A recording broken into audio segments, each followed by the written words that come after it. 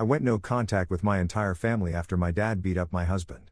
Now they are calling me dramatic for protecting my husband and daughter. This is a long one and I am sorry, I just don't know how else to approach this and I need to know if I really am the problem here and maybe what I can do if I am to start. I haven't spoken to my parents in 2 years. A bunch of problems came about between them and myself. One such incident was when my dad broke down my front door, attacked my husband, punching him in the face multiple times and holding him in a headlock until the cops I called showed up. My parents don't like my husband. They believe he isn't a good guy because he came from a difficult childhood and is a very upfront guy. If you do something he doesn't like, he will tell you immediately. He doesn't sugarcoat things. He isn't a mean guy, but he doesn't pretend just to make people like him. He is a very honest guy and doesn't have any shame about who he is. My family and how I was raised is completely different.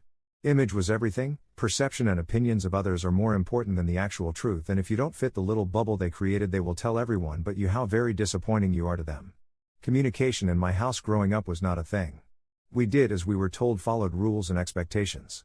If we stepped out of line, we were immediately shamed and ignored. My family was also very religious. Our entire lives were revolved around our church and the community with the church. Our entire personalities were about the church. We couldn't watch certain shows or listen to any music my parents didn't like and approve of. I didn't pick out my own cloths until I was 18. It was a very cold, strict, lonely upbringing. Even with all the siblings I have, none of us actually know each other at all because in our house individually you are not important.